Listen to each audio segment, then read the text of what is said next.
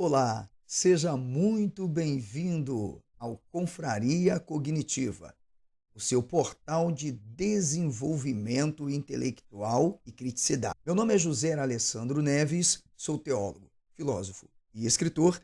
Uso esta plataforma com um único objetivo: combater o culto à ignorância, proporcionar, todos de igual modo, o desenvolvimento cognitivo. Hoje nós estaremos tratando de um assunto muito importante.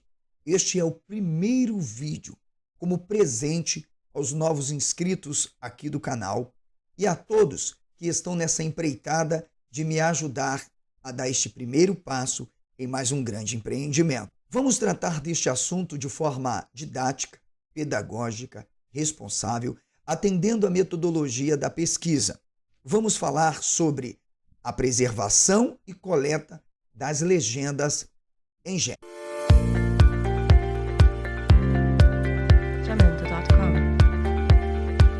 Se você ainda não é inscrito no canal, se inscreva.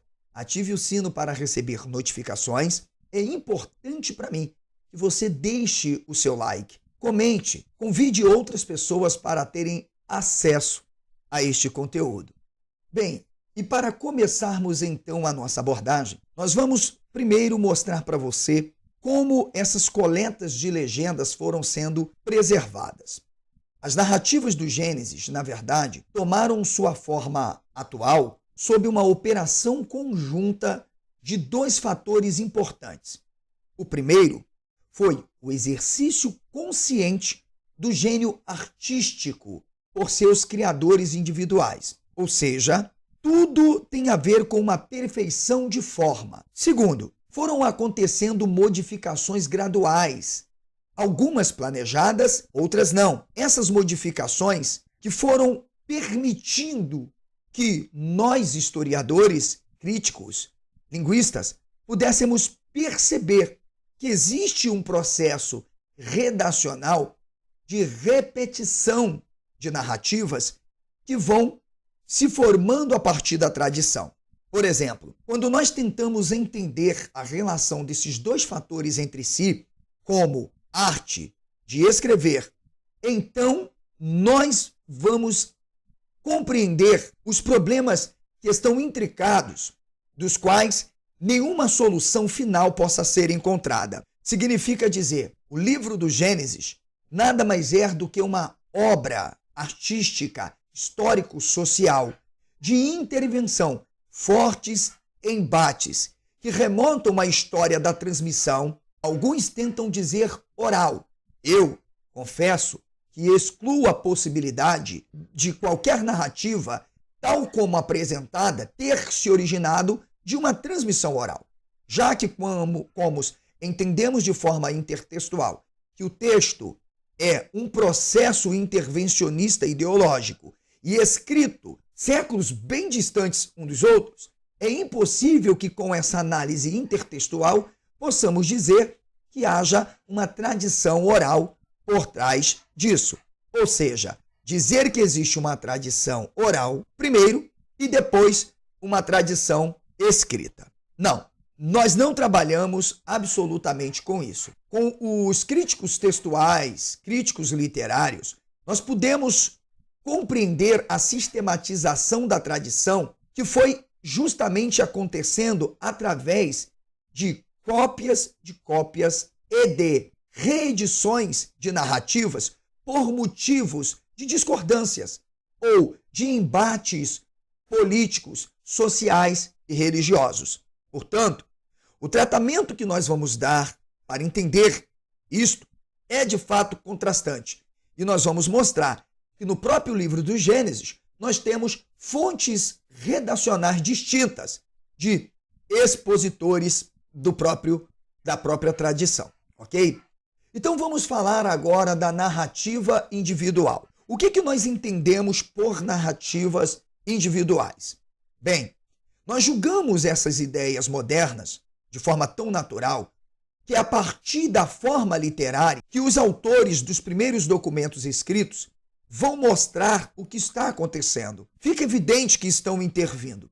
Muitos críticos, portanto, consideram que esses autores eram homens geniais, homens que imprimiam suas individualidades nas próprias histórias populares. Eles não a direcionavam para a escrita.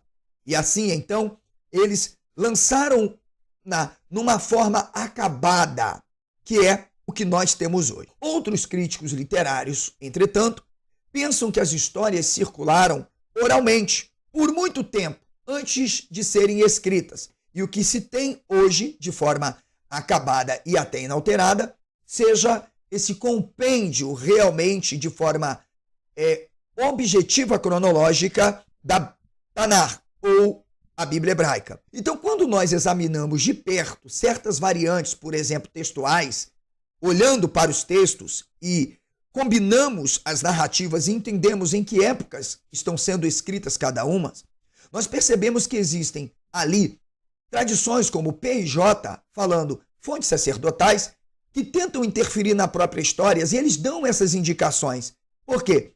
Porque existe uma força muito forte política, econômica e social de embates sobre uma classe dominante e uma classe dominada. Por exemplo, quando nós pegamos a história de Agar, que aparece ali como escrava de Abraão, estou falando Abraão, o Avraham, essa história ela é contada de duas formas. Vem comigo, veja só. Nos capítulos 16 e 21, do versículo 8 ao 22, veja, temos duas narrativas absolutamente distintas. Significa dizer, trata-se de uma saga, não é uma história real. Abraão não existiu. Eu juro minha mãe vivinha, porque afinal ela já está além da eternidade, como se dizem, né? Não está mais hoje aqui. Mas eu juro, minha mãe vivinha, que Abraão não existiu. E essa saga nada mais mostra do que, de fato, uma tradição que tenta construir, tenta convencer uma determinada ala de que há um projeto, de fato, que tem se estabelecido para firmar uma forma de... Então, os motivos principais são os mesmos em ambos. O que quer dizer isso, professor? Olha, se no capítulo 16 tem uma narrativa e no 21, do 8 ao 22, tem outra, como que o senhor explica isso? Vem comigo. A origem, por exemplo, da nação israelita e a sua finalidade com Israel. Há também a questão da sacralidade de um certo poço, chamado o poço lá de Isaac, né? O poço de Abraão, que sucessivamente, observem, embates demográficos, geográficos sobre quem tem o direito de herança daquela terra. Agora, o que nós podemos destacar é que existe de fato um espírito, um tom que vai dando detalhes às duas narrativas, e isso mostra que existem tradições diferentes. Se você acha que a tradição abraamita é a mesma que a tradição israelita, você está equivocado. Se você acha que se refere a dois autores simplesmente porque não tiveram acesso às fontes e estão criando suas próprias versões, lamento te informar, não.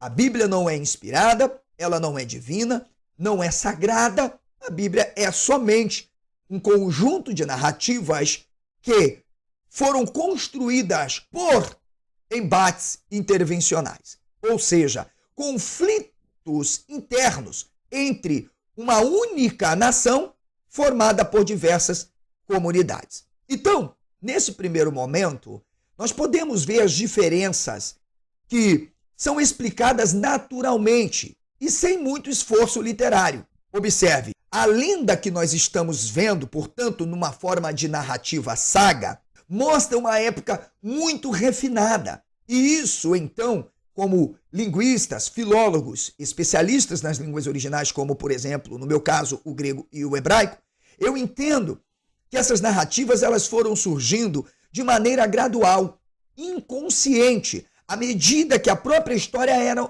contada repetidas vezes sob condições mutáveis da cultura social. Então, você gostou deste vídeo? Quer ter acesso exclusivo a este conteúdo e outros conteúdos? Então, seja membro exclusivo modalidade 1 e modalidade 2. Assim, você terá acesso irrestrito a uma playlist com mais de 400 horas com os mais variados temas, desde Antigo Testamento, Novo Testamento, cristianismo, paleocristianismo, judaísmo do Segundo Templo e muito mais. Aulas super especiais, onde você irá aprender profundamente tudo o que diz respeito a historicidades bíblicas. Portanto, vem para cá, seja membro exclusivo, usufrua deste conteúdo e compartilhe também o conhecimento com pessoas à sua volta. Assine hoje o nosso plano, modalidade 1 ou 2, e passe a gozar desses privilégios imediatamente. Você também terá descontos nos meus livros, esboços, aulas exclusivas preparadas somente para membros. Então, gostou? Venha fazer parte do clube de membros aqui do canal Professor José Alessandro Neves.